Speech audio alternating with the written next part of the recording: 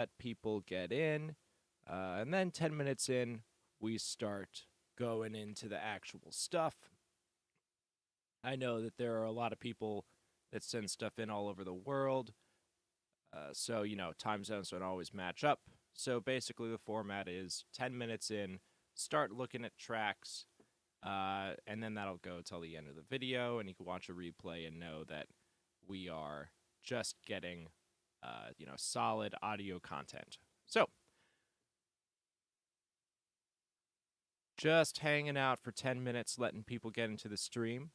People can send stuff to atonuvrecords@gmail.com throughout the day, and I get those loaded up, and then we start taking a look at it. As of this moment, I don't have anything in the inbox for today, so we'll see if some stuff comes in. Generally, we get a track or two, and yeah, we'll go from there.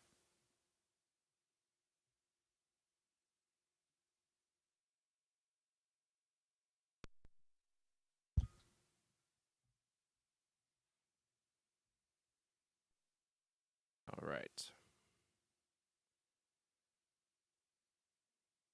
So this is Tuesday. Seeing if some tracks come in.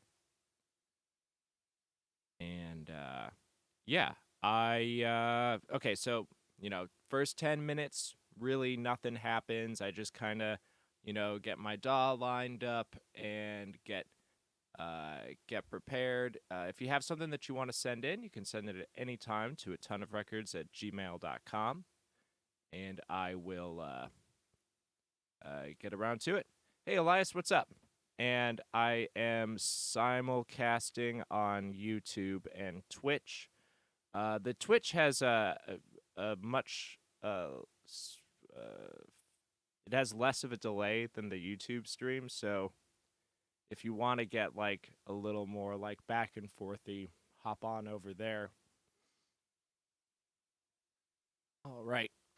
So, first 10 minutes, I basically just repeat myself over and over and over and over again. All right. So, this is the Atonuv Open Studio. You can send stuff in. It can be, totally complete mixes or rough demos and everything in between. You can send those in and get some mix feedback. Sometimes we go into like arranging stuff or creative ideas. We let the tracks determine what's going to happen. And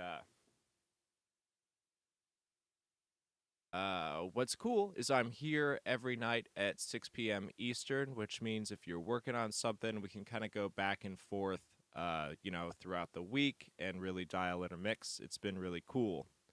And, full disclosure, it's like, why am I doing this? It's, I really believe in like open source information. It is a thing that I firmly believe in, like to my core. So this seems like the perfect way to kind of share what I do professionally with a bunch of people. Especially during this time, I know that it's really exciting because a lot of people all over the world decided that this was the perfect time to start learning how to record themselves and how to make music. And as a musician and as an audio engineer, I think that's truly exciting. And it's a silver lining from the last year. So, as a result, there are all these people that are looking for stuff to increase their knowledge on audio stuff, and I'm happy to be a resource. This is very, very organic word of mouth is how we are getting the community going. And I really appreciate it when people share the link. It gets people into the stream, and the more people we have in the stream, the more stuff we have to look at, and the better the stream is. So there's that. And then there is a Patreon, Patreon/Atonuv. And, we got some people in there. That helps make the stream feasible, and I really appreciate that. Definitely not necessary, but I am thankful for it. All right, and Elias just sent a track, so I'm going to go ahead and download that.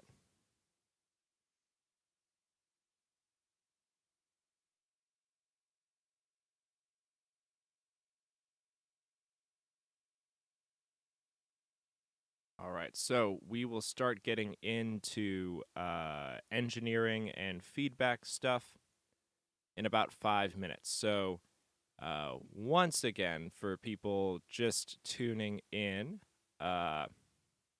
you can catch the replays on the YouTube channel. And I'm trying to make it really consistent where the first 10 minutes are just kind of this like housekeeping catch up, me getting my voice warmed up to talk about audio stuff for a little bit. And then at around the 10 or 15-minute mark, that's where we start going into feedback.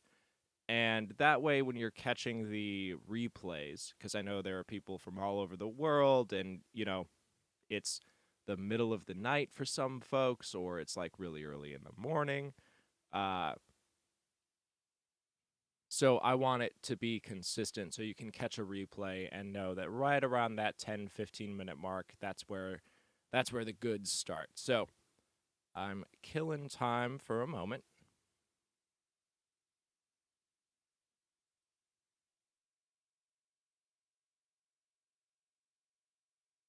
And also feel free to drop a question in chat at any time if anything ever comes up.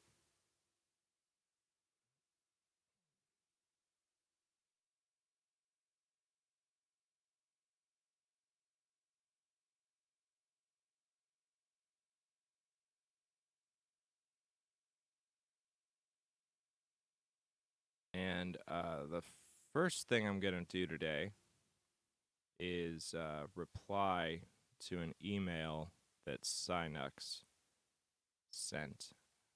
I'm going to kind of take care of it on stream.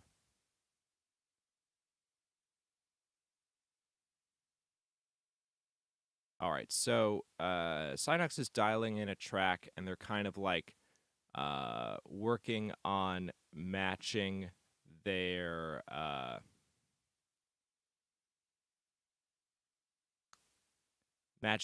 loudness to some industry tracks,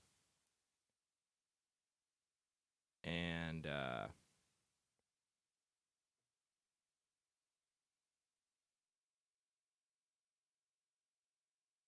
oh, actually, they sent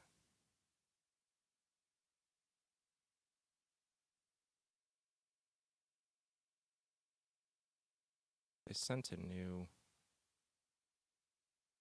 master. So I'm going to go ahead and download that.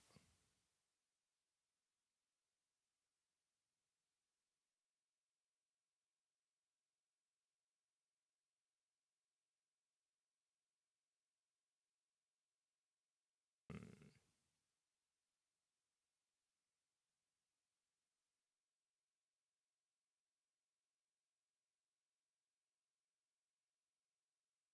Maybe I'm having a bit of a boomer moment, but I can't figure out how to download from this site. But I'm gonna listen to it.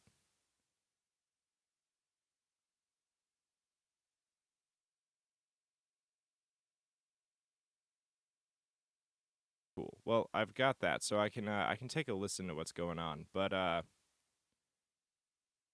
basically, you sent me your levels. So here is what I'm concerned with. If you're hitting like uh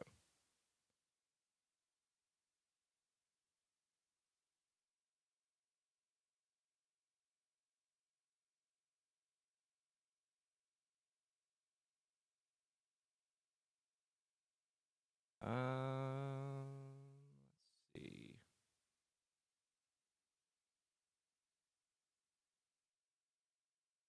Yeah, okay. So your reference track, the Paul Oakenfold, that's hitting like a very, very nice target as far as electronic music. And, Paul Oakenfold is like we were kind of talking about on the last stream, uh, you know, that's he's a cat, he's a headliner, he's a real dude.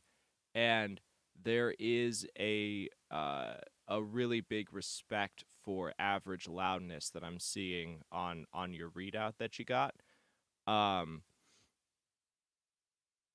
5.5 dynamic range is definitely like that is on the very very edge of like good, but if it sounds good, it is good. And then you were saying that you found tracks that were even louder. I would like as far as just like recommending best practices, I would recommend against this. Like you have an excellent reference that is going to give you really really high quality benchmarks. So there's all of that. And you did some of those EQ changes. You addressed 60, you brought it down a little bit. Vocals at 3K. Great, that's what I was thinking. Okay, you cut 220 by 8 dB. And right there, like, I would always recommend against doing something like, I mean, you even say that you feel like it's a bit extreme. You're going to want to hunt, like you heard a muddy tone that you didn't like. You need to go into your mix and find where something is clashing, and then maybe do an 8 dB cut at 220 on a specific instrument. If you're doing that on a bus or on your master, you're going to lose all of your energy. Like 200 is where punch is. So I wouldn't, especially on a master curve, if you're happy with your mix, but then you're noticing something in your mastering session where you feel like you need to cut more than like 4 dB, like at the most, then that means that you should probably just go back to your mix.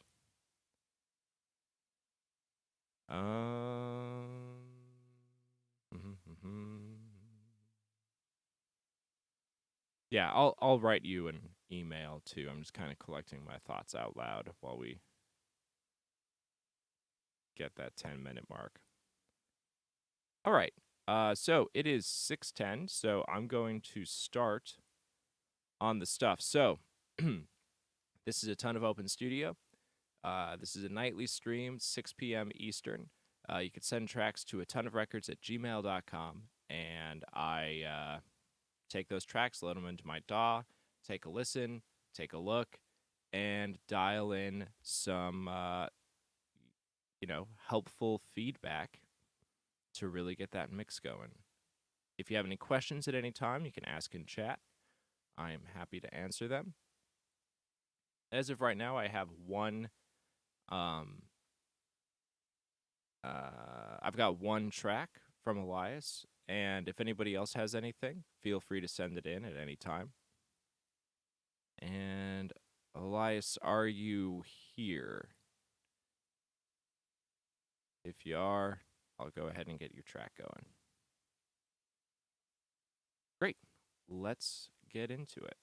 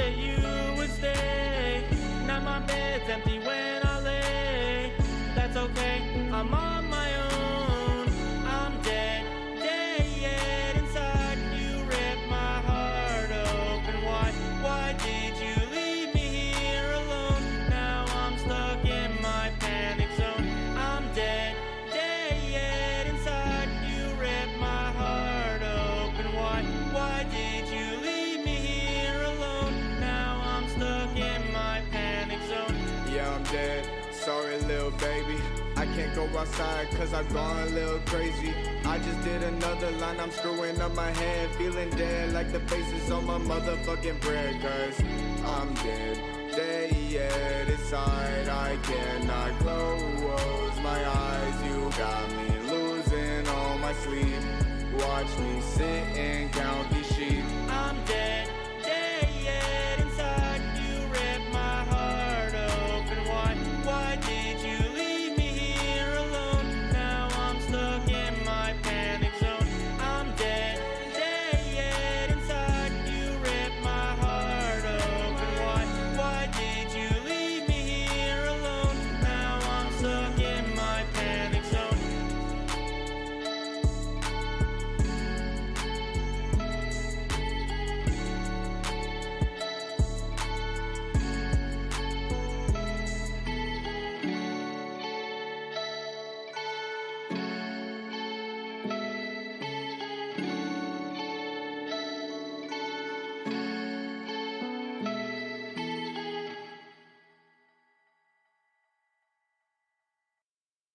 Okay, cool stuff again. Let's dive into it.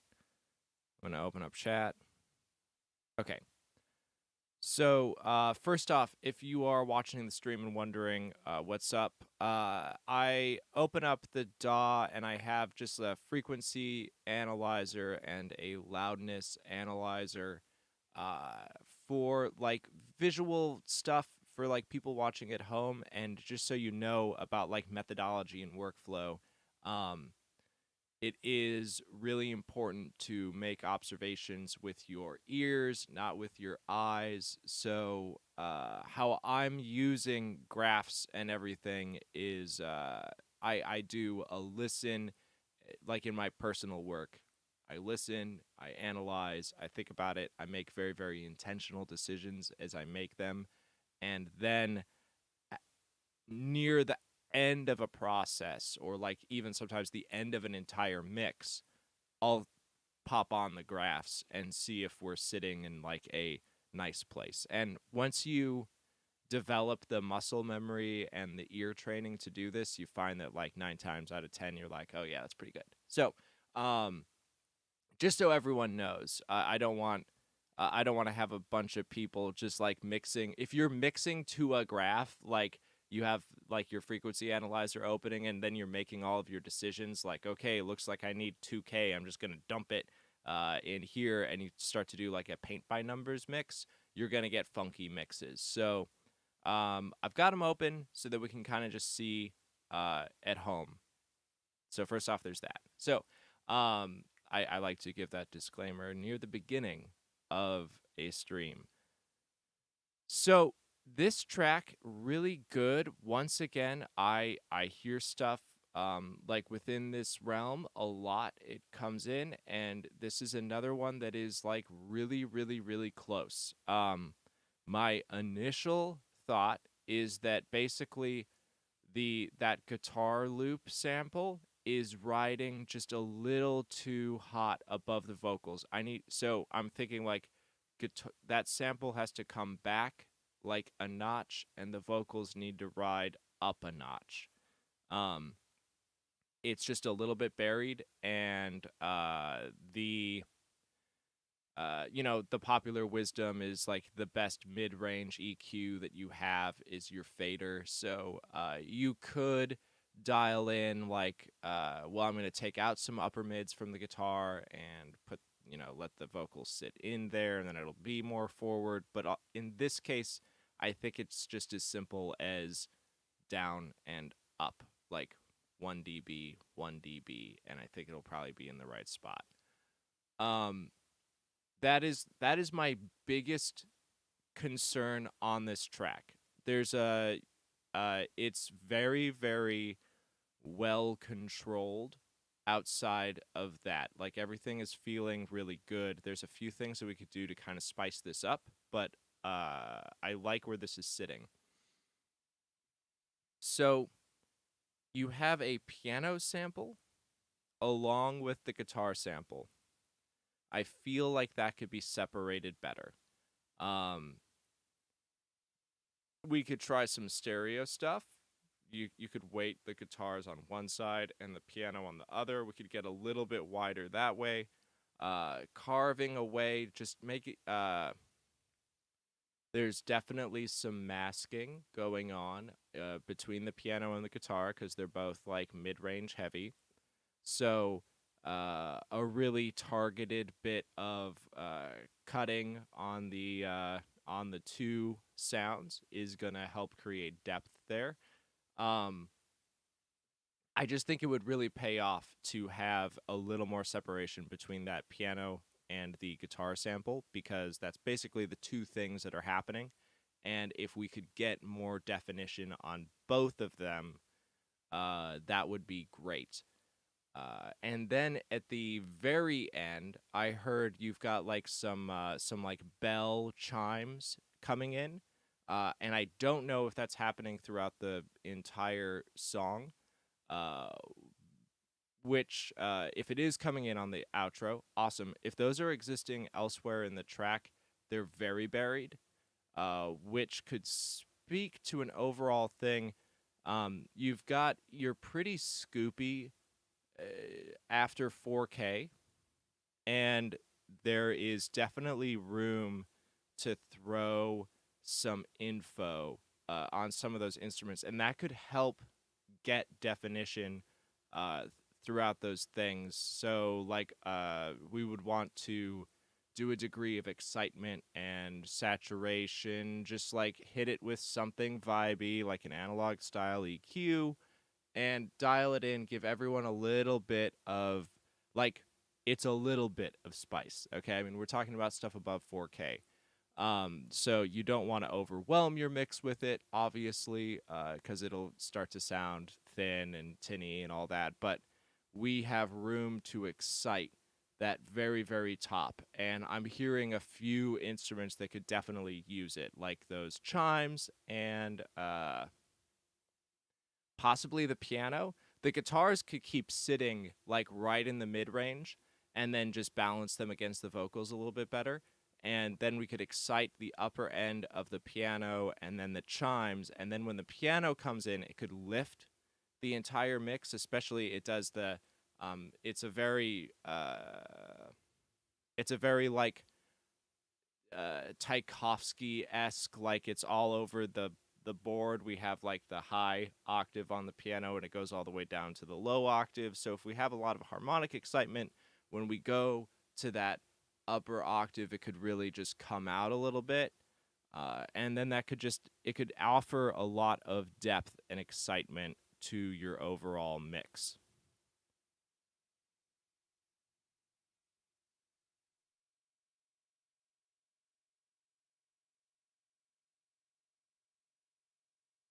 And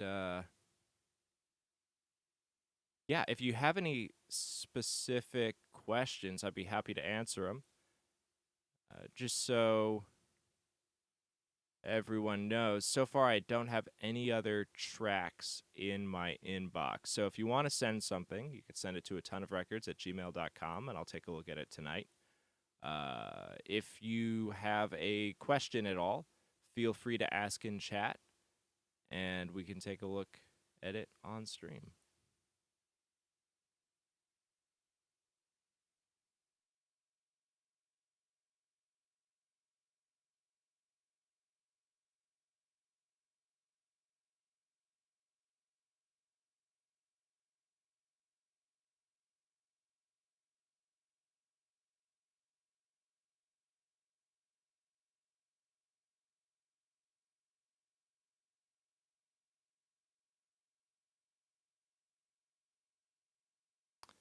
Gotcha. So, if that piano doesn't have any juice up there,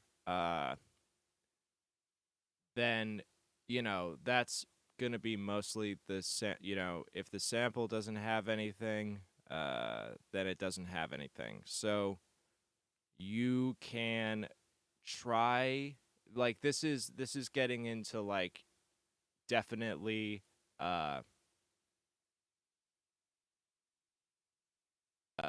be careful, but you could try like an exciter, like the isotope exciter, or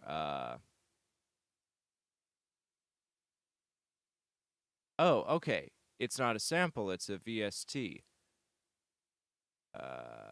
Yeah, I mean, you could play with it a little bit, but I do like I think that the tone of it, the actual like the meat and potatoes of the piano is really nice in the song. It's just that if we can get that psychoacoustic lift on the top end above 4K, then it's going to come out. So, Slate has a new exciter and it's free. I think it's still free, Fresh Air, and you could strap that. You could try it. I'm not gonna be like it's gonna solve all of your problems. Nothing is ever gonna solve all of your problems. But Fresh Air is an upper mid range and high air exciter, and you could try given just a little bit of juice on that piano on it. And we have to be really, really, really, really, really gentle and careful when we're doing uh, like exciters, uh, because first off, it's like specifically boosting the like top like 4K and above, and if we dump too much, it sounds bad. But uh, the thing to be very careful about is that as we are mixing, especially if we've been listening to a track a lot, and as we start to add in that really, really high end, it starts to just sound clearer and clearer and bigger and bigger and bigger and bigger. And it is so easy to overdo it as you are in the action of it. So you really want to.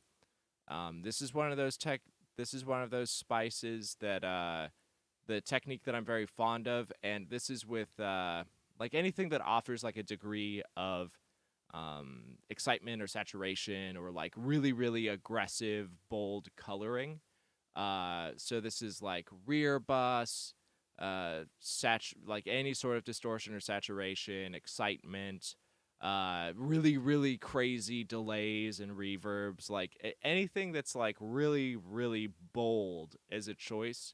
How I generally approach it is I know that when I reach for it, I'm going to be so excited about it. I'm going to be like, this is really, really killing it in the mix. So you bring it up, you put it on a effects send, and you dial in the sound. You take that fader down to 0, and you raise it up until you hear it, like in the context of the mix, and then drop it down like 1 or 2 notches. And that's usually going to be the sweet spot for the mix where you are barely experiencing it in the moment, and it's going to pay off at the end of the whole process.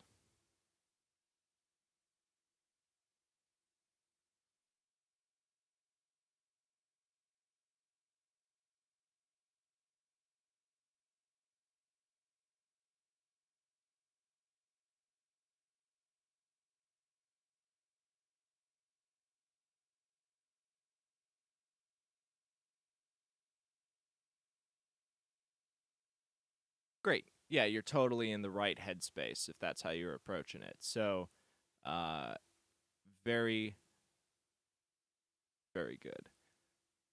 And that's I think your low end is sitting in a nice place. You have everything is pretty.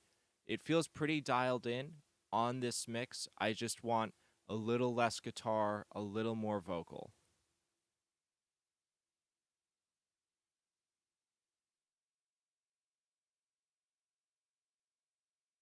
Okay.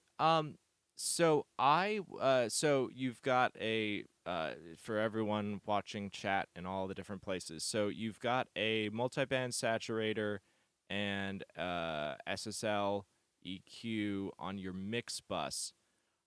I wouldn't mess with your mix bus at all. I would go into we want to like at this point we want to target like exact instruments. So I would want this on the piano sample specifically. Like that's the thing. Like when we're top downing the whole thing. So like we have our mix in front of us, and it's like we can do only so much. Oh, okay. It is not on the mix bus. Okay. Great. So that was just a typo. So yeah, you're all good. We just want to um as a general thing, it's like whenever we can be as specific as possible with this thing, because it's like we want to lift that piano out of it, because everything is kind of living in the like 500 to 4K, and if we can find somebody to just bring out, it's gonna like uncramp your middle, and then also put stuff on top, and it'll probably pay off.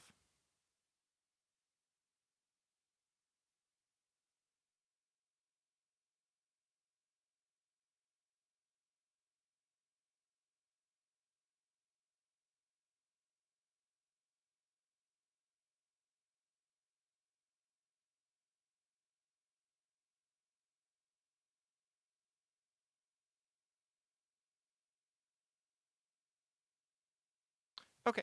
Um, just asked. You're curious about my workflow. Do I work top down or bottom up? So I am working kind of.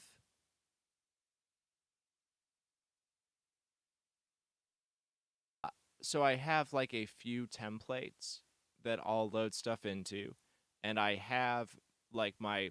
And that's the thing, like having a nice mix template really does help, like just cut out a bunch of um, the just the grind of just setting up a session. So I recommend, if anyone ever has a day off, just make a few templates. Make a rock template, make an electronic template. There's also like a lot of resources to see other people's templates. Then you can, model off of that. Uh, so I load stuff in and I bus everything out, and I am depending on the mix, and it's going to depend on how everything was initially tracked and what is going on. But if everything is at least good on the initial recording, I'm going to do a bulk of my work top down. Um, but I rarely put anything on the final mix bus. So it's not like full top down. I know, so like there are some templates out there and some schools of thought where you're like mixing into a compressor or mixing into like some sort of color or EQ, et cetera, et cetera. I never touch the final mix bus in the mix because like most of what I do is mastering. So it's like I don't want to even think about mastering while I'm thinking about the master during the mix, but in thinking about the master, I know that it has to be a completely and totally partitioned experience. So I'm not putting anything on the final mix bus. But my buses, my drum bus, my guitar bus, my vocal buses, general instrument buses, keyboard buses, those are all, they have a series of chains and everything. They're also feeding into my outboard, and I dial in those buses first. And if everything has been recorded good, I can get most of a mix dialed in from the buses. And then I go in and I go to individual tracks and I punch those up. And that's kind of a perfect world scenario. Sometimes it has to be bottom up. Sometimes you have to go full reconstruction. You have to tune everything and scooch everything and do all of that. So I guess, like, long story short, it's like a middle out approach.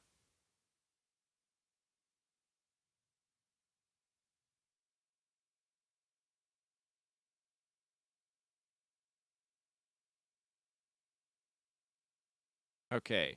I will explain the stream again. So this is a Ton of Open Studio. This is a nightly mix feedback technical support stream. It's at 6 p.m. Eastern. You can send tracks at any time to atonuvrecords@gmail.com. And we, meet here nightly, and I take a listen to tracks, answer questions, etc., etc., etc. And feel free to send me a track or ask a question at any time.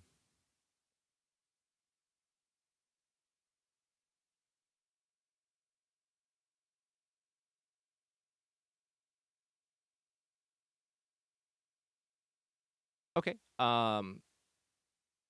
And uh, so I read chat out loud because I'm multi-streaming, and also there's a little bit of a delay. So if anyone ever wonders why I just like read everything out loud, that's why. It also helps keep track in my mind. So Elias produces, mixes, and masters, puts a limiter on the stuff. Yeah, I mean, totally, everyone's done that.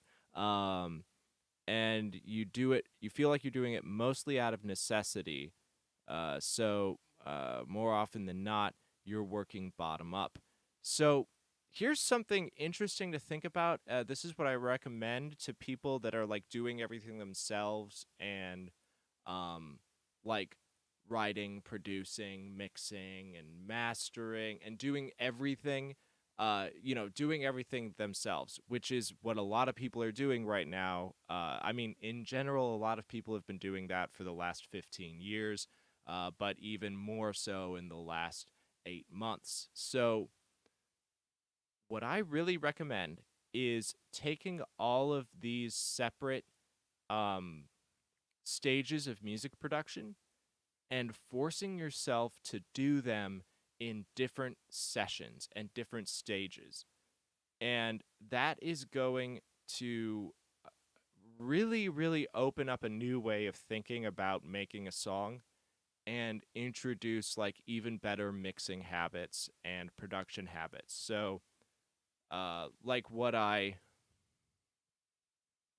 if you want to get like really, really, really, really into the weeds on this, it's like I'll generally recommend that someone do like a writing template in their DAW, like something with a limited amount of. Oh, okay, you already do this. So that's awesome. For anyone else who's watching, it's like you want to like take make yourself like a writing template where you have like a limited amount of tracks, kind of like emulating like an old school like 8-track or 16-track if you're crazy, and give yourself a limited amount of options and just focus on writing within that session. And then you can figure out your ideas, and then you open up a recording session where you're committing things to tape, as it were, and then take those and throw those stems into a mixing session, which, if you've created some mixing templates, you can throw it into one of those templates that you have, and then you take the mix and you've separated it from production. So you're no longer thinking about like, what am I going to overdub? What am I going to write? What am I going to add to the thing? You've put yourself in an entirely new environment to just focus on mixing. And then you would export that mix into a 2-track and then open it up into a new mastering session. But yeah, if you're already doing that, awesome. That is going to, that's a good thing to do.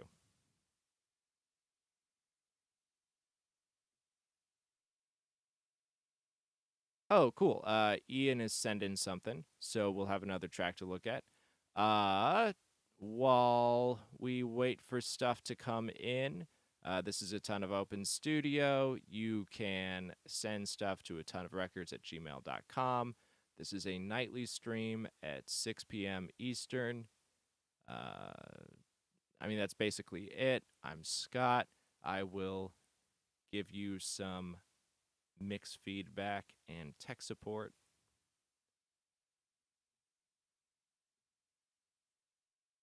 And we're just going to wait a minute because we have a track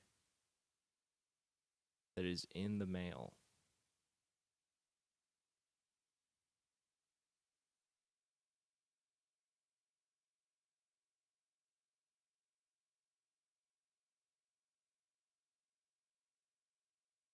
All right. While we are waiting on that track, I'll go ahead.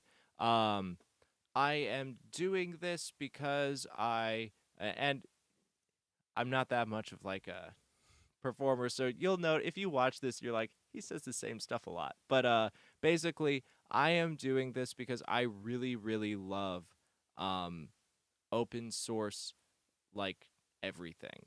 So this is an open source audio environment where you can get, you know, feedback from an engineer. There is a Patreon that a few people have jumped onto, and I really, really appreciate it. The one of the perks is you get a nightly Patreon shout out on stream, so I'm gonna do that right now. Thank you to Elias, Synux, Mason, and Tyler. It is super appreciated. Thank you very, very much. All right. And there's also, I really appreciate it when people share the link around. Basically, the more people that we have sending in tracks and engaging on stream, the more stuff that I can like dial in on. I kind of like need a thing in front of me to be smart. Otherwise, it's like I could just talk about like, oh, this plugin's cool, this technique is cool, etc., etc. I just really love like working with the track. So everything we have like a really good amount of people from all over the world sending in stuff. All of these folks have come in from just like people just organically sharing the link around. That keeps it really friendly, really cool, and I think that everyone just has a genuine interest in making cool music. So the community's super cool, and I appreciate that it's all coming from a organic word of mouth. That is my very, very flowery way of saying like, comment, and subscribe. So, thanks, folks. Let's see if we've got that track. Not yet.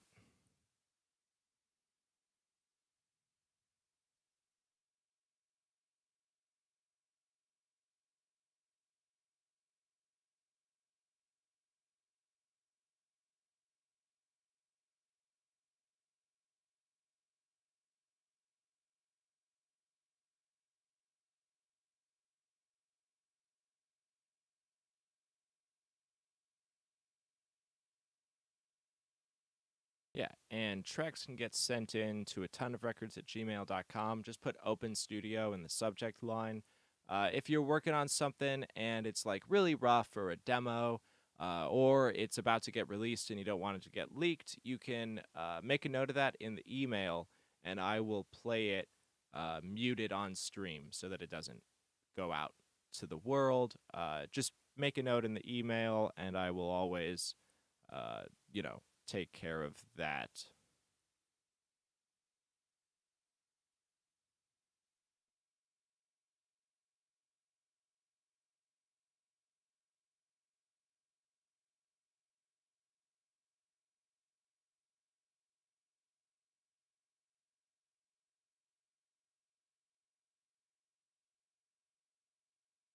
All right.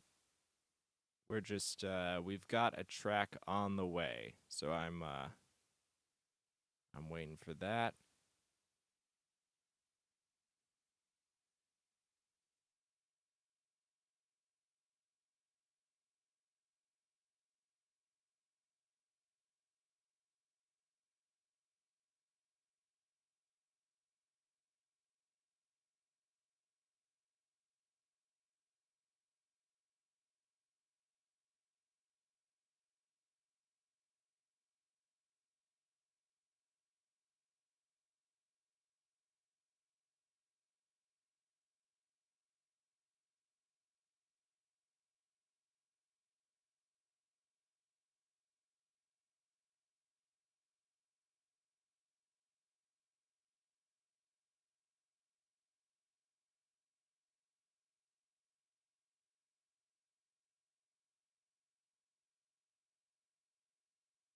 Cool. Just putting up the track bat signal up there.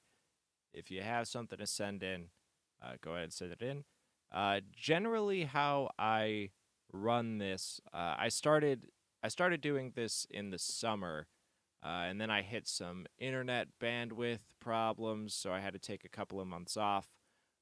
So when this was kind of at its peak, we were doing it where it was basically the length of the stream was determined by how many tracks I had before the stream started, and the constant flow from people watching, and then that would kind of determine the length of how long I was right in front of you. So as I get this started up again, there's gonna be a degree of just like hanging out on stream, seeing if tracks come in while we get the motor running on this thing again. And then once this is happening on a regular basis again, it'll go back to just being, you know, tight and constrained to the content that has been sent in. That way you can watch replays and know that it's just audio stuff and not me, like, saying the same stuff over and over again. So for the next few days, probably we'll have a little bit of spare time on this thing.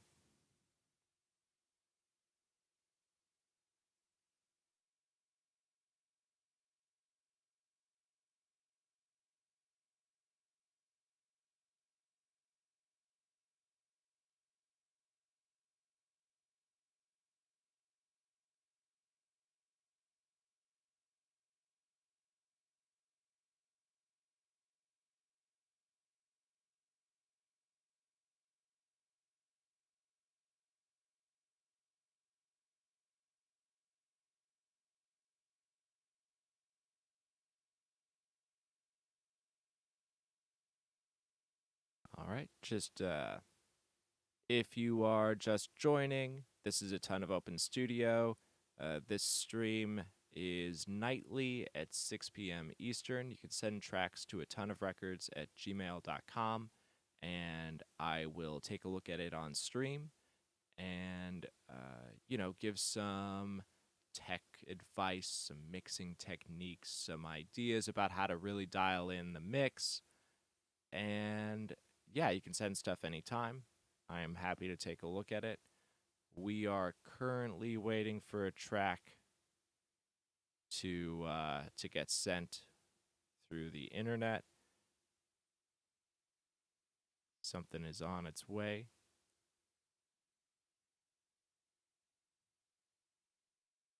Until then, enjoy the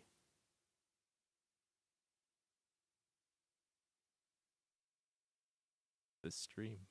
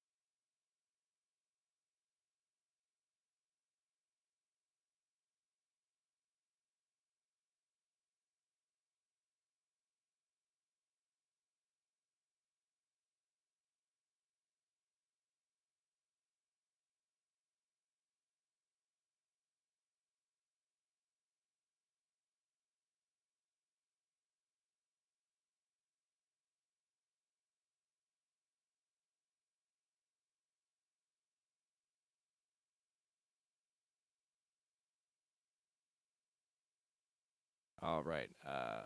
One of the things that I'm doing also, once this is in its regular rhythm of the daily 6 p.m. stream, I'm generally not just like watching the view count, but I'm seeing when new people show up into the room. So here is the spiel again. This is a Ton of Open Studio, a nightly live mix feedback stream. You can send stuff in to atonuvrecords@gmail.com, and I will take a listen and a look at it and help you dial in your mix.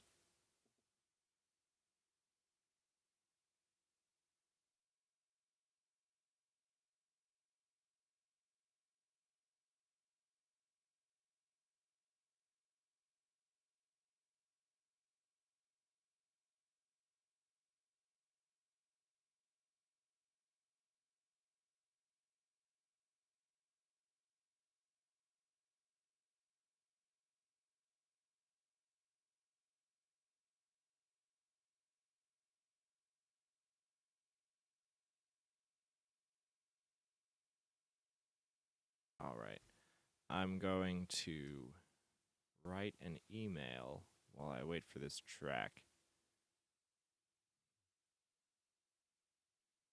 The email stream.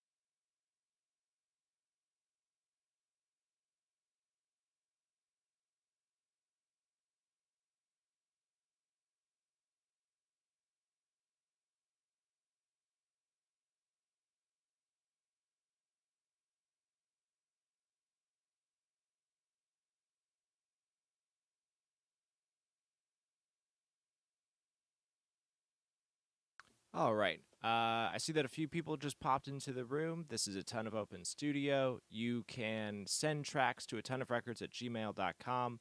I'll load them up and take a listen and give some technical mix advice on getting that mix even tighter.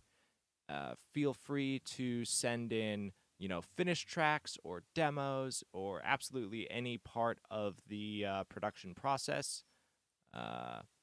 And if you've got something that's like really rough or it's about to get released and you don't want it to get leaked, just make a note of it in the email, and I will play it muted on stream. So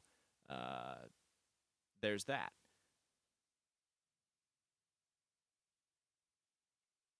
The stream is it's at 6 p.m. Eastern nightly.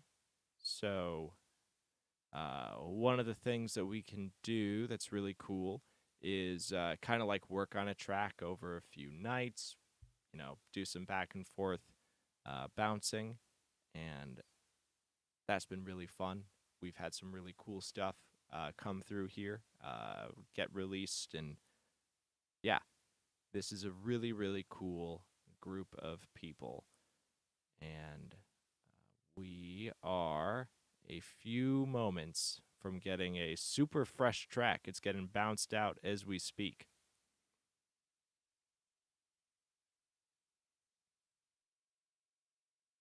And so people know, generally speaking, how the stream will work is I start streaming at 6, and then I give it about 10 or 15 minutes to let people come in and get their tracks sent in. And then I start going through feedback. The replays are available on YouTube, and how it's going to work is we'll hit that 10-minute mark, and then you can watch a replay and then know that that's where the content is.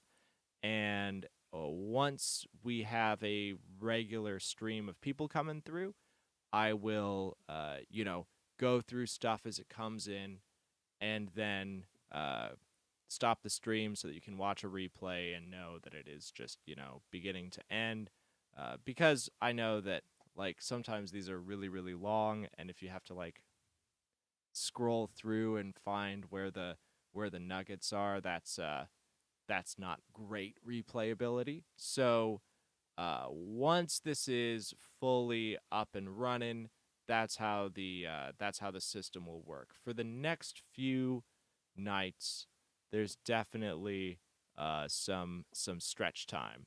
All right, Ian just got me that track, so I'm going to go ahead and download it and get it looked at. And let's see what happens.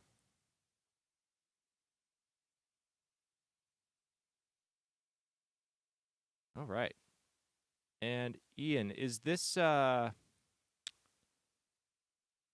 of the tracks that I've already heard? Is this a new version?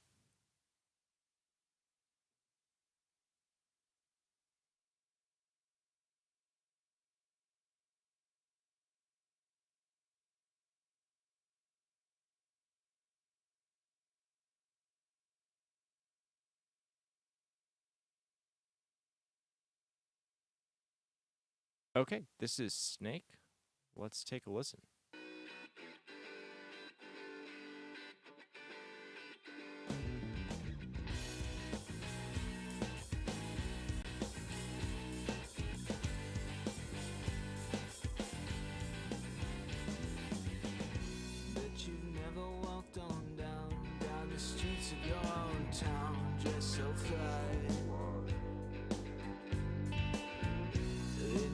I've got these kicks and another couple tricks for you, my guy.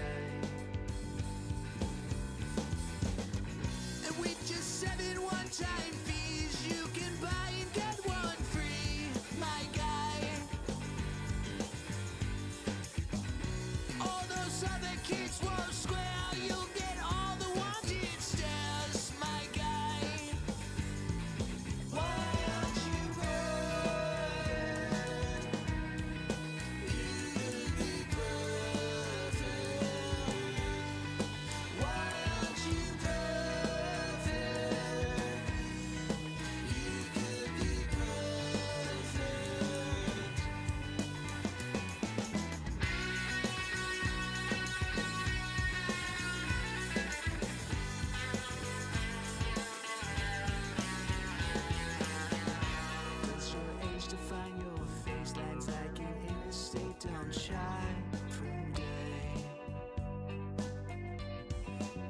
so buy this cream for me, you'll see in all your friends will see your heart. What say you say? You want a more realistic way? I got oils, I got herbs,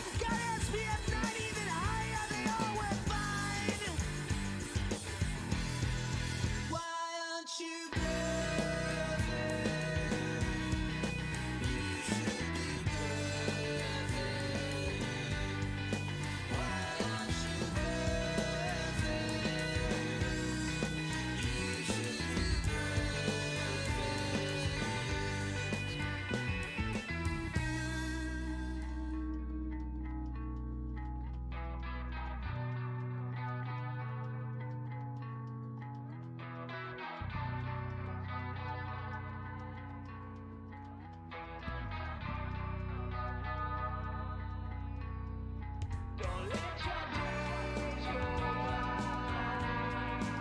Don't let your days go by. Don't let your days go by. Don't let your days go. Don't let this deal go by. Don't let this deal.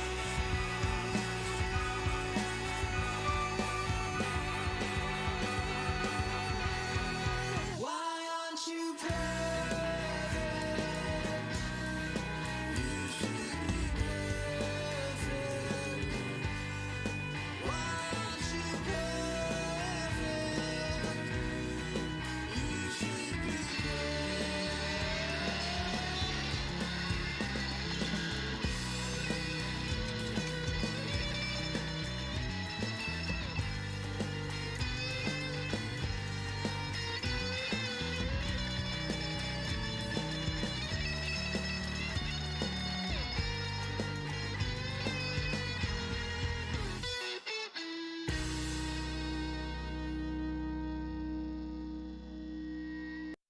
Okay, there is a lot of stuff to love.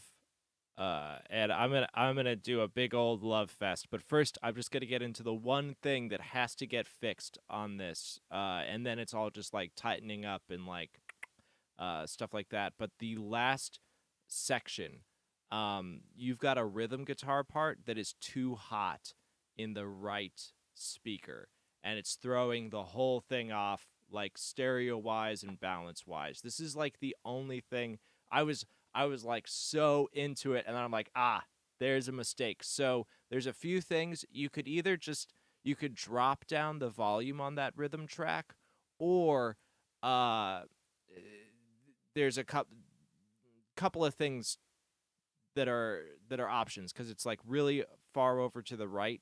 There's a Radiohead trick that is really cool. You can hear it a lot on In Rainbows, because Nigel Godrich, he is a firm LCR panner, where everything on those mixes is hard center, hard right, or hard left. No like in between stuff. So as a result, it's like LCR panning is very cool, but you have to be pretty careful about it. I kind of do a hybrid thing myself. I'll do like LCR and then like do some like middle-y stuff like later on in production. But you can hear it on In Rainbows, where like you're like, how does this even work? But then you can like shut off one of your speakers and listen to what's happening on the two sides, and there will be a like a guitar on the left speaker, and you're like, it's only the guitar is only on the left side, but why does it not feel like I'm getting pulled in one direction? Well, you can turn that speaker off, and then you can hear that there is this insane reverb on the other side. So the guitar, the dry guitar, is hard left, and then there is a super affected guitar, hard right. I think that it's like 12 step that you can really hear this happen if you want a reference.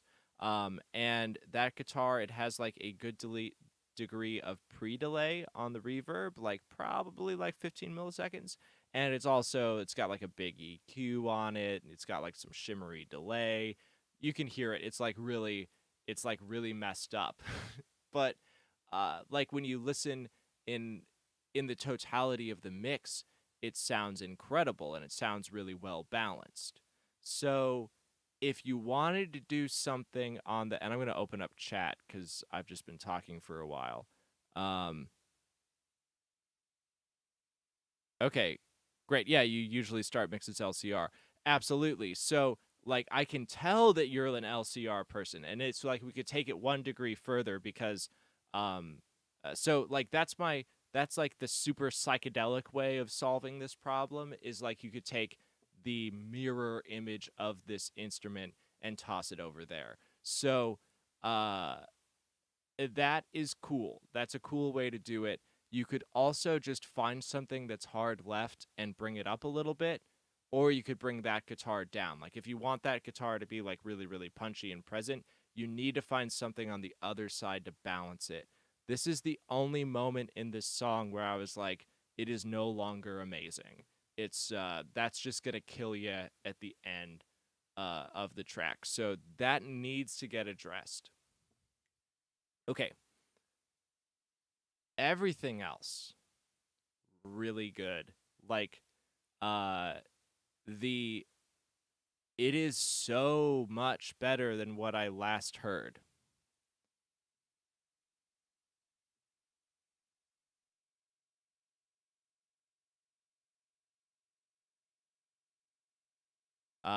Yeah, the stereo widener, uh I I've definitely done it and I've definitely seen it done. I don't love stereo wideners as a um I mean, that's just like my personal experience with them. I find them to be a little too like artifacty and like not as transparent as just balancing it or like throwing something else over to the side. I know that it can work, but it's just not my favorite way to do it.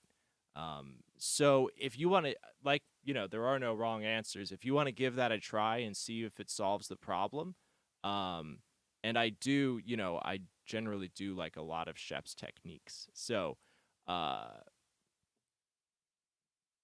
that could work. So, but the rest of the mix, like you've introduced such a great bass tone and it's really carrying the track and it is so much better. That is way, way, way better. The vocals, like I was saying, like the vocals have such a great tone and you've got such a cool like stereo delay reverb thing happening and it's getting thrown in all the right places.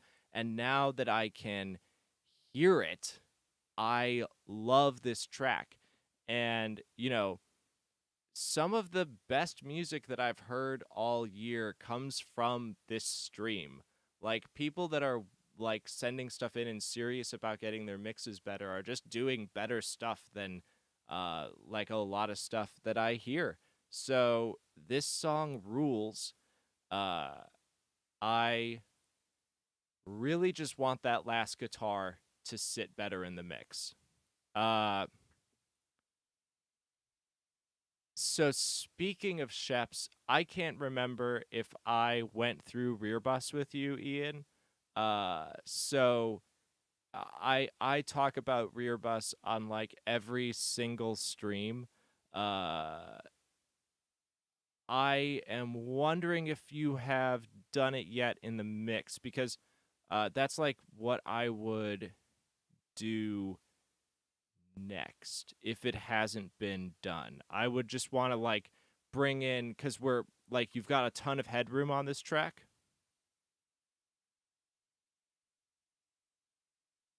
Okay, so you have rear bus, but you don't know why you're doing it. Awesome. So, like what rear bus does is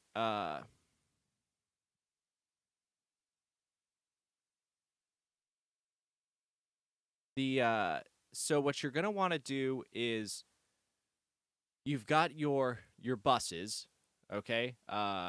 And so I'm just going to go through kind of the whole thing and the whole philosophy behind it. This is literally this is we could just call this the nightly rear bus stream at this point, but it is such a powerful mixing technique. And like what it does at the end of the day is it's how you get your mixes to like absolutely feel super, super battle tight, and we add a lot of perceived loudness in the mixing stage so that we can get a really, really, really clean final product. And it also kind of automatically automates our mix as a bonus. So, how we set it up is we have all of our buses. We send our buses to an effect send. So it's really we don't want to go the routing this is like a wet dry thing, okay? So we have drum bus, bass bus, guitar bus, vocal bus, keys bus, whatever your buses are. Those buses are going to the main mix. What I should really do, I have to make like a streaming template so that the microphone goes through and the tracks go through to OBS, but basically let me share my screen. I mean, I have a DAW here. Like, I should probably just show it instead of like throwing my hands all over the place. So, let's say, so this is like my mastering setup, but I've got two buses here, one EQ, one dynamics. So what I'm going to do is make a send. I'm going to make two sends.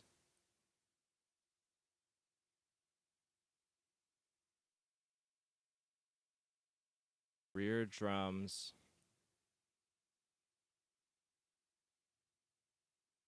And rear bus.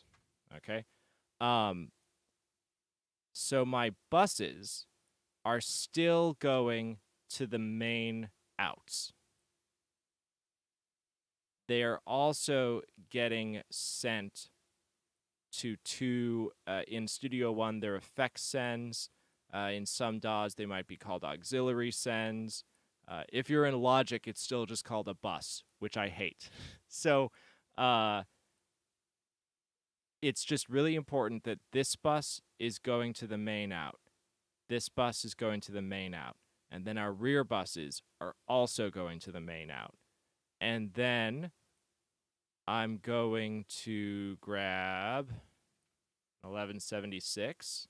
Like if I'm doing like the exact Shep's template, he uses the 1176 silver from UAD. So do that.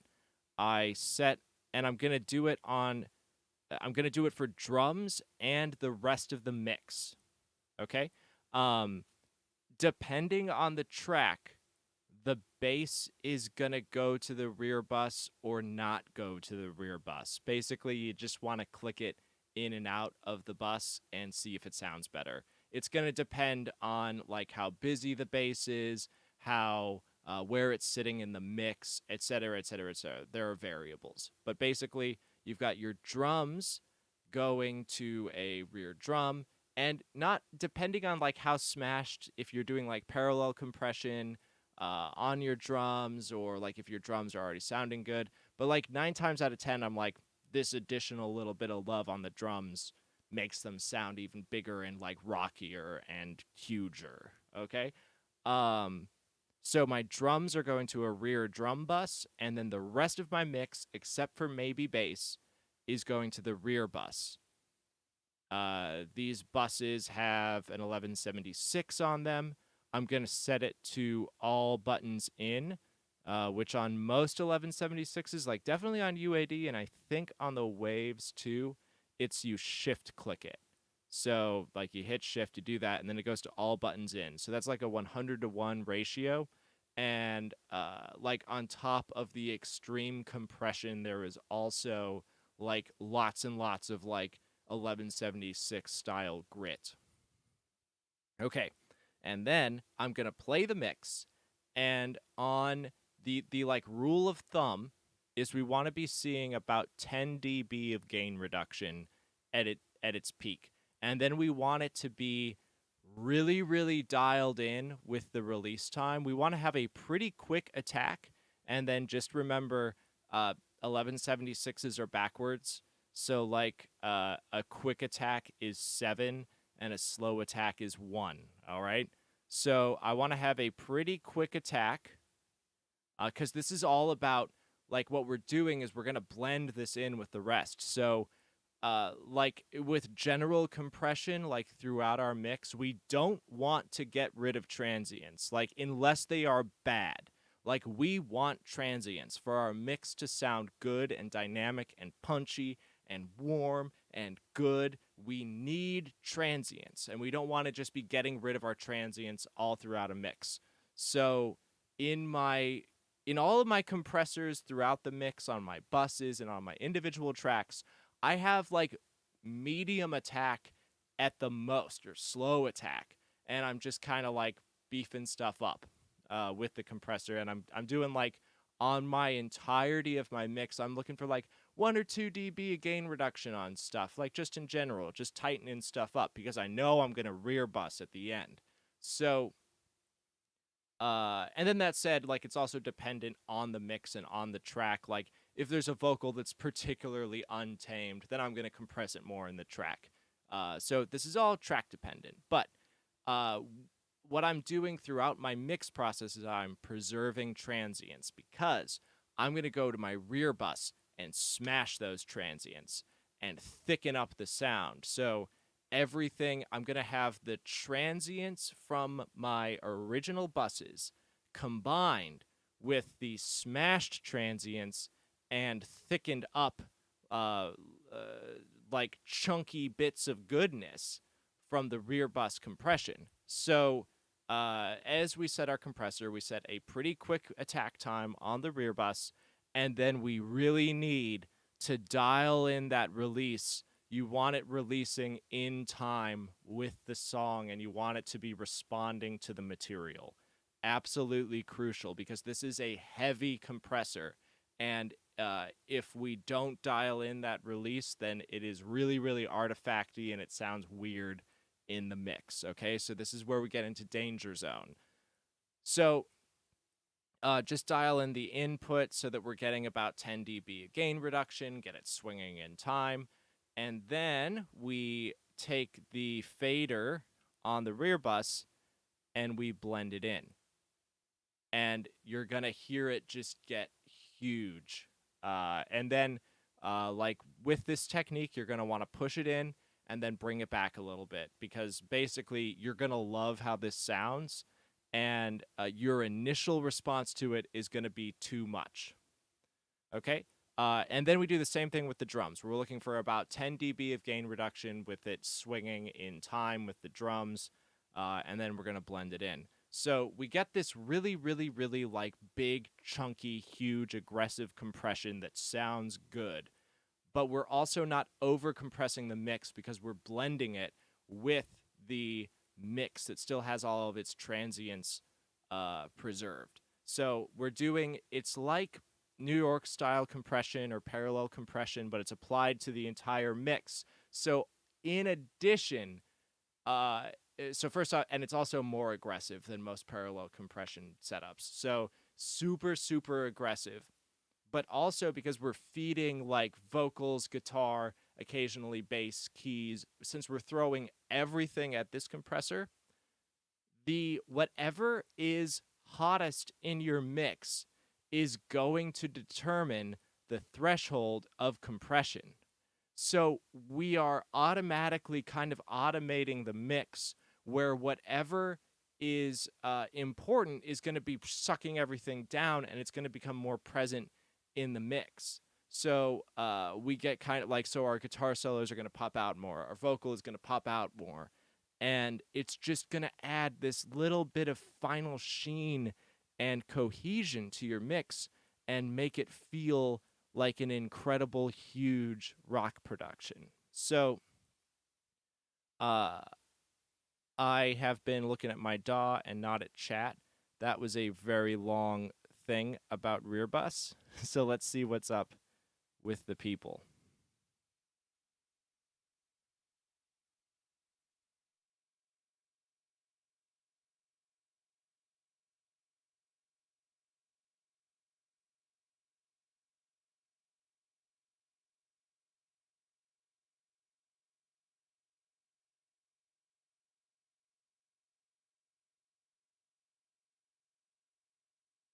Okay, cool. So that's rear bus. And I would, so as far as within the context of your mix, it's like what you just sent me, it's really, really, really, I love that you have just like oodles of headroom.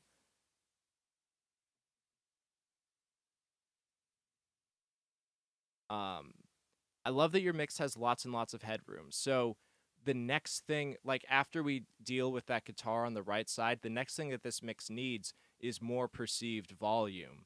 So it would be great to like chunk it up with the rear bus, which is why I'm talking about rear bus. So you just asked, um, do I usually use a drum crush bus in addition to a rear bus? Do I have multiple rear buses? Okay, so my full drum bus setup is this. I do close mics go to a bus. So like snare, toms, the kick, everything with a close mic. And then I do a room bus, like especially if I mic'd it, like depending on what I have, I guess. But I'm gonna divide up drums into like close mics, room mics, and overheads, and I treat those three buses separately. And then those three buses feed into an overall drum bus. And basically on those close mics, I try to grab like actually a lot of mid range and wood tone from it, like the flavor of the drums. On the room mics, and also this is once again program dependent, and it depends on like what I have in front of me. So, I want to grab like a lot of the character of the drums on the close mics, and then the room mics, I kind of like fill in like some of the extreme edges of the spectrum. And then the overheads I make all sparkly, and then I feed those into an overall drum bus where I might do, depending on the mix and depending on the flavor, I might do nothing on the drum bus. I might throw like an SSL if I want to just like squeeze the drums really gently. And once again, I'm talking about like medium attack, uh, 1 or 2 dB of gain reduction, like on the bus to just get a little bit of like gentle bus squeeze compression. And then from there, I will feed that. So I go like close mics, room mics, overheads into the drum bus. The drum bus feeds the master, and then the drum bus also goes to a rear drum bus where I crush the heck out of it.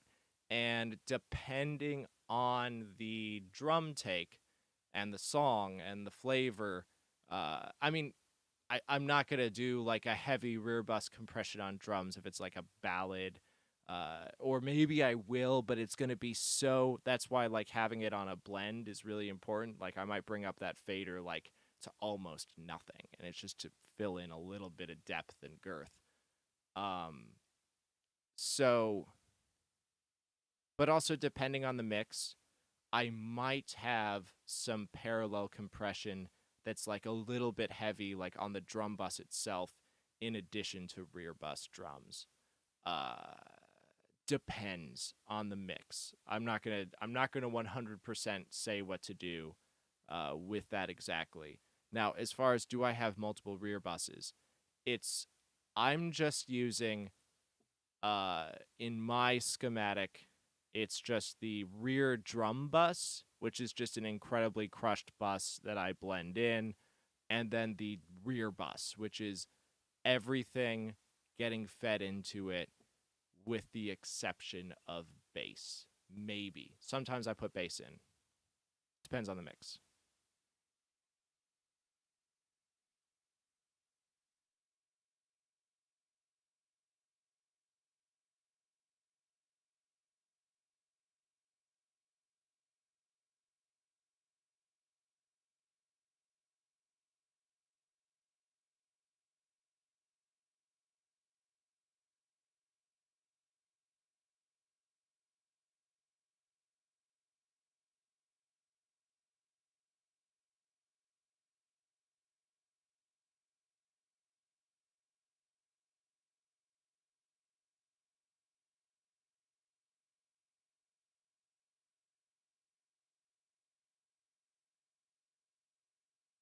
Okay, so what's the reason for not including bass? Too much energy. Can you high pass the compressor's sidechain to fix that?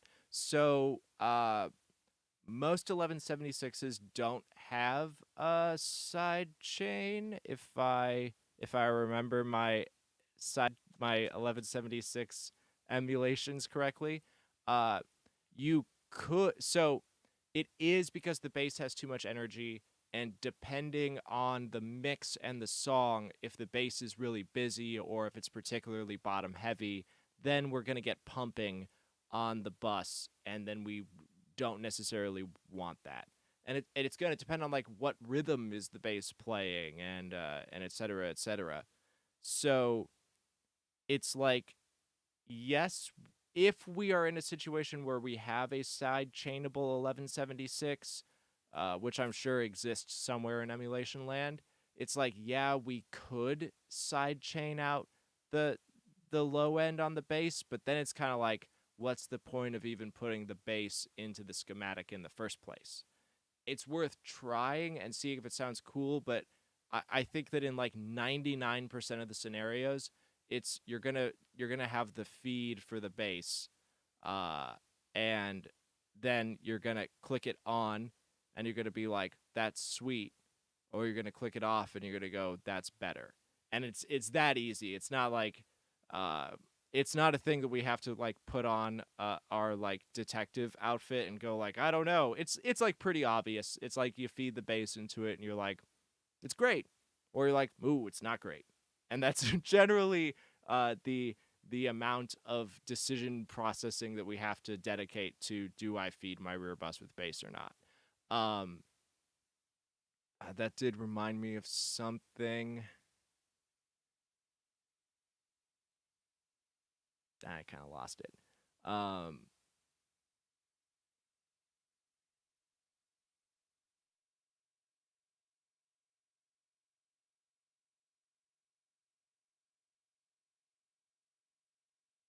Nope, I got lost in my own head. There was if I remember, I don't think it was. Oh, yeah, your rear bus, you want to make sure that the like you're not sending different levels of stuff to it. You want it to be an exact, you just like click on the send and have it be matched up exactly to how it is. It's a mirror of the mix.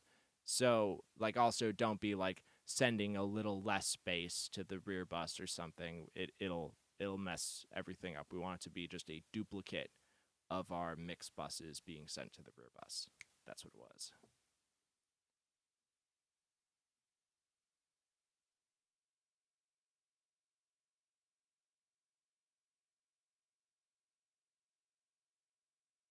Oh, cool. DR is in chat. What's up, man? Good to see you again.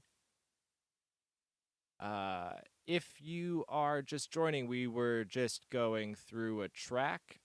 That's everything that I have so far today. If you want, you can send stuff to atonuvrecords@gmail.com. This stream is nightly at 6 p.m. Eastern.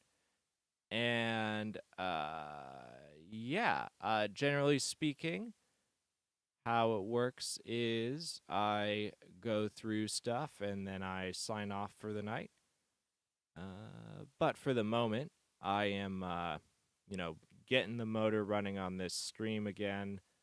So there's a little more hanging out for now. So, yeah, if anybody has a question, or Ian, if you want to dial in more stuff on this track, just let me know, and we will get to it on stream.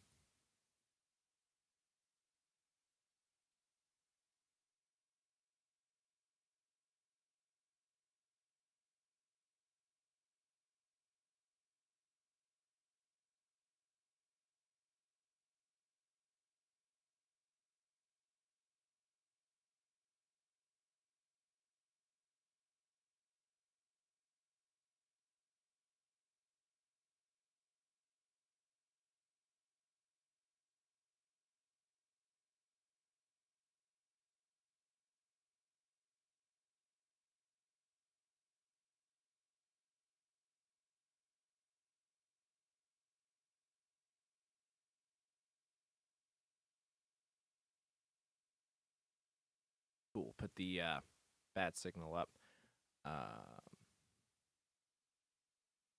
Okay, cool. DR sending something. Yeah, and if you are just joining, this is the Atonuv Studios Open Studio Mix Feedback live stream. You can send tracks to atonuvrecords@gmail.com, and I will load them up and take a listen and give some really in-depth feedback on your track. So send stuff in absolutely anytime. And then, you know, it's cool when people send stuff in like throughout the night, and then I can have them all loaded up for the next day's stream. This starts at 6 p.m. Eastern nightly. And yeah, I mean, that's basically it. That's the deal. That is the spiel.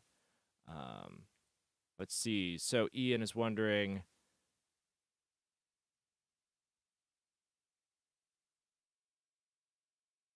okay, so by adding parallel compression, the goal would be to fill in space in the mix. Anything I should be wary of? Okay. So, and once again, just to make things like really clear, I wouldn't call rear bus parallel compression. Parallel is very similar in how we make it happen, but very different in intended outcome.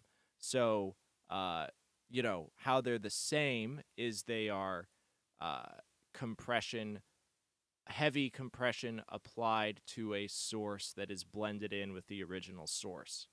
That is true. But parallel compression, we would say, is applied to an individual instrument or a single bus. Rear bus is applied to the mix as a whole. Parallel compression is a little bit gentler than rear bus. So there are differences there. So like parallel compression, like where we see it used a lot is on like the drum bus to kind of add a degree of flavor and vibe to the drums and like heavily compress them without losing transients. And the super smashed like drum rear bus is pretty similar to this, except that it's getting fed to another auxiliary channel and it's kind of a workflow thing. Rear bus versus like parallel compression on, say, a vocal. Like I find myself like, especially on like soprano voices that don't have a lot of low mid like body and excitement, I will use like a distressor in parallel and like hit that distressor pretty hard with the vocal and then blend it in to add like body and like some chest sound to that vocal. So that's parallel compression, and that's to fix an issue on a local level. Rear bus is more of a thing that we can use in our template as a in-between stage from final mix to final master, where we are increasing the average volume of the track as a whole in a very controlled way. And it's really great. Like when I get something to master that's been rear bust, I'm like, heck yeah! It comes out so great on the other side because the average loudness, the perceived loudness, the energy of the track is just so huge and forward. And that's what we're trying to accomplish with rear bus. So, like, if we think about it like that, like, what are we trying to accomplish with these two different techniques? That's what we're doing. So, yeah, we could think of it as, like, filling in the space, but it's more about, like, this microdynamic, increased perception of loudness.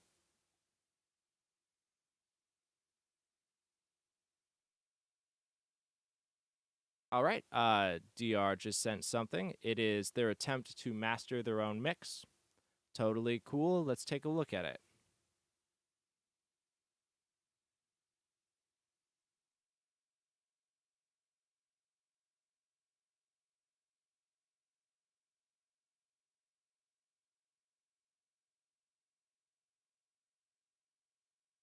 Hmm. You could okay, so you're running low on DSP. Um I would like save everything as a different set. Make sure that you want to be able to go back. Like I mean, unfortunately, my answer is going to be like you might need more processing power eventually to do the stuff.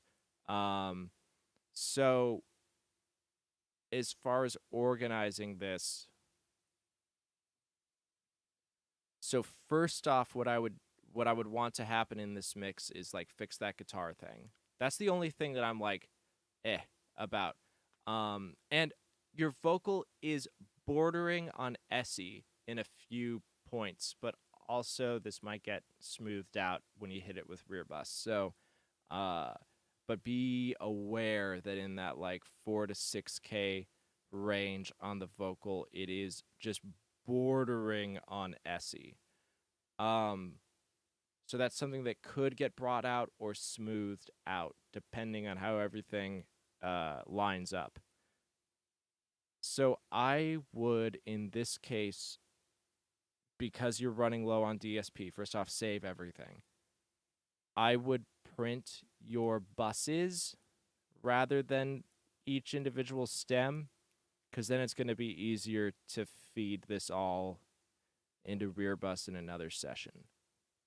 So I would like print your drum bus, print your vocal bus, just try to print everything like that. Or print stems if you want to like reassemble your session and reassemble them into buses and then send those buses to rear bus. I don't have like an amazing solution for you here, because this is one of those like when I had a system and then I was like running out of DSP towards the end of a mix and I was just like, well, I'm just gonna build a new system. So that's like unfortunately the best answer, because it's like this is not a workflow thing that we want to run into, and there aren't any great workarounds before it. So print your stems, freeze your tracks, print your buses. These are all options, but they are definitely not as good as just being able to like get the mix through, like in the all honesty spirit of things.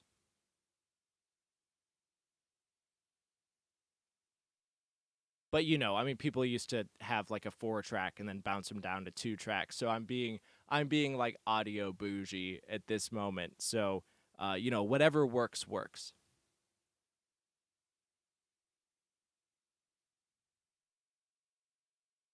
Okay, DR's wondering, do I ever include vocals or percussion drum elements into my rear bus?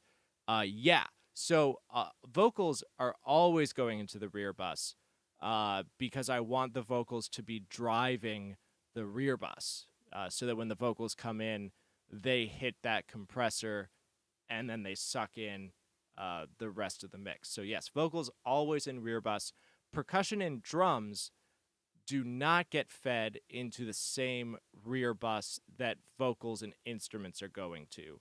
I will do a separate rear bus for drums and percussion, which is just, that's getting closer to just being like parallel compression, but I'm doing it at the same time as my rear bus, like within my workflow, and I'm thinking about them in the same way.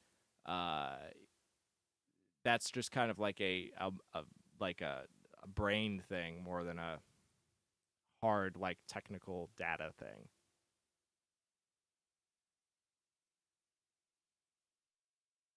All right, DR, I'm going to load in your track.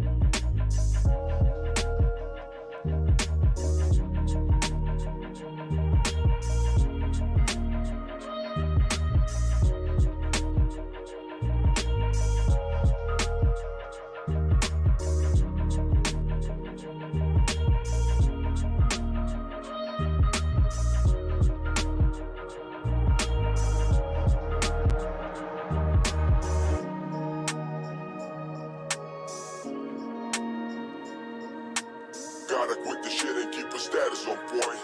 Gotta quit the shit and keep a status on point.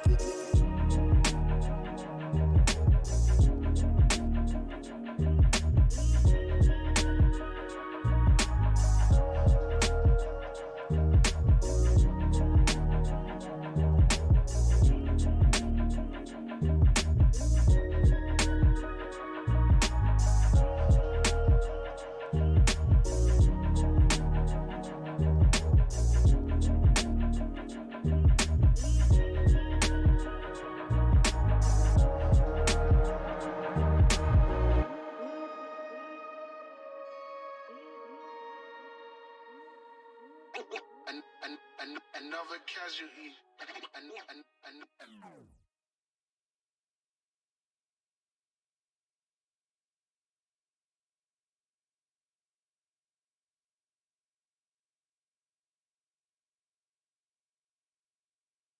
All right. So DR, this is another like great vibe. It would, if I had a beat tape and this was on it, I would be very satisfied. It absolutely delivers. So you sent in your own master. So I want to kind of talk about the mastering and also on the mix. Like mastering should push back on the mix. Like that's great. Like if you are in a position where you have to master your own stuff because of budget concerns, et cetera, or you just want to like learn a little bit, one of the first things to consider is that mastering pushes back on the mix, and that like as a mastering engineer, one of your most important jobs is to provide feedback on the mix, because and it's also like understanding like what can I do in the master, what can I not do in the master, what would be best solved in the mix. So if you're in a position where you have to master your own stuff, what you need to do is you need to kind of do like a schizophrenic like divorcing of your personalities. And this is why this is why the common knowledge is like don't master your own mix. But I do think that you can learn how to do it, and I do think that you can get like pretty good results. But one of the things that you got to learn is like you set your mix up, you put it into a new session, and you sit down and you approach it with fresh ears, and you go like, I am a mastering engineer now, and I need to be providing feedback to my client about the mix. So that's like the big galaxy brain overview of the mastering. So now I'm going to push back on the mix a little bit. And basically it's you've got a smiley face happening, but the smiley face is smiling a little too early on the treble. It's like spiking at 8K, and it's specifically the snare that's doing it, which is where I would push back on the mix and go, this snare is way too heavy at 8K. Now, that said, I don't have the mix and the master in front of me, so I don't know. Maybe there's something that you did in the master that brought out that 8K too much, but it's definitely also revealing the snare in that region. So I would push back on the mix and make sure it's like with that amount of 8K hanging around every single time the snare hits, it's going to get really fatiguing at like regular volumes and so on and so forth. So I would I would smooth out that very, very like upper mid range, just get that 8K under control, and then I would go for smiling, on more of the extreme high end and low end. We are a bit heavy at 60, but I totally understand genre conventions, but also consumer speakers. Keep that in mind. That would be the mastering perspective. Like, I'm thinking about what is everyone listening on? What is the, what are we going to gain from this? And then that said, because it's so heavy at 60, that could be influencing your perspective on why you're dumping so much 8K in. Because if we are just like cramming stuff really, really down low, we are going to feel like the mix is too quiet. Okay? Like that is the reason that we don't want to flood the subs, because it creates a perception, like we want it to be powerful, and that's why we're adding low end, but we're actually going to be taking away from perceived loudness. So how do we get perceived loudness? Energy in the upper mids. So when you've set up a system where you are swamping the low end, you are because you're using your ears. You're like, I need more volume and I need more energy. So you are cranking like throughout your mixing process or the mastering process, somewhere in your chain, you've noticed that you need more like perceived volume. So you've just instinctually been reaching for those upper mids. So everything speaks like back to this core thing. So we have like two problems that are very possibly caused by the same action. Uh, so that's what's happening. And then that said, like this is a really, really cool arrangement, and everything is really nice everywhere else. It's just like I want those two extreme ends to be a little bit less extreme, and then we're gonna get more fidelity and more depth out of the experience as a whole. Now, the other thing that I'm hearing is a degree of clipping that is pushing beyond like pleasant saturation. We've got it's like, I love the sound of like a dusty MPC. This is like 2 degrees north of that. Somewhere in your chain, you're getting some clipping that is a little bit too prevalent, and it's pushing on distracting.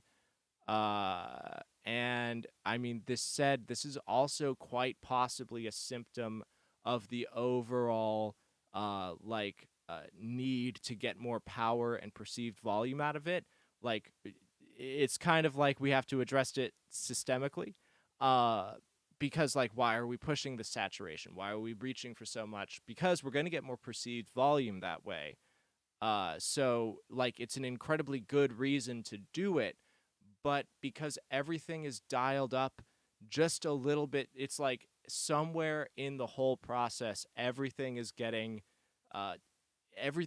pushed a little bit too far, and then that's adding up to everyone kind of fighting, and that we're reaching for really, really over emphasized curves and textures. So it's like, if there was a little bit less 60, a little bit less 8K, a little bit less of that clipping and saturation, everything's going to be starting in a much, much more balanced place, and then you're going to get a better result out of the end. So that's kind of like I'm kind of like tunneling back and forth in time in the mix and the master, which is what we would want to do when we're mastering. So that's the whole thing. And then that said, like your average loudness, your levels are good. Like, you dialed in a really, really nice, like, it's not blown up, it's not too pinned with its dynamic range. That is very, very nice.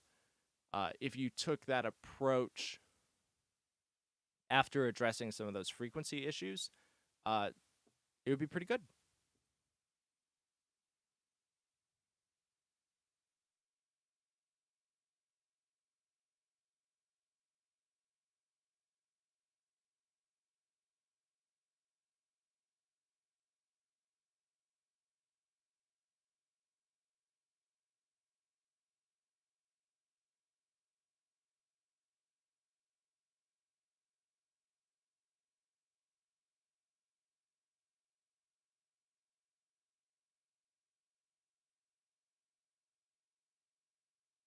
All right, folks. If anyone has any questions, definitely feel free to ask in chat. This is a Ton of Open Studio, a nightly mix feedback technical support stream. I start at 6 p.m. Eastern. And you can send stuff to atonuvrecords@gmail.com at absolutely any time. I love it when people send stuff kind of like throughout the night and the morning. Then I can get them organized for for that night's stream. So definitely feel free to send stuff anytime. Yeah, really great to be here. I'm gonna hang out for a couple more minutes. If anyone has something, feel free to send it in. If not, I'm gonna start winding down for the evening. It's been very, very cool. I really love doing this. This is such a, I mean, I said it before, but I'll say it again. Some of the best music that I've heard all year comes through this stream. So it's really cool hanging out with all of you. Um, and yeah, love doing this. I will say there is so I'm doing this because I really, really love open source knowledge, and that's like why I'm here and why I'm doing it. There is a Patreon. It's patreon.com/Atonuv. I really appreciate the folks that have been supporting the stream in that way, but not necessary. I do just point it out. So, Elias and Herman, you are new. Thanks for tuning in, and definitely stop by anytime. It was great having you here.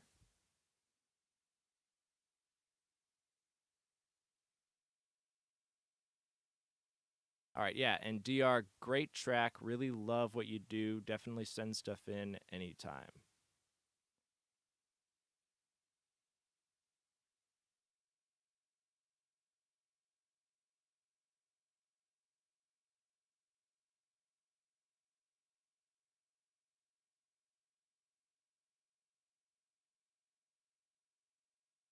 Cool. That looks like a great place to end it for the night. Thanks for coming. Thanks for sending stuff. I'll be back tomorrow at 6.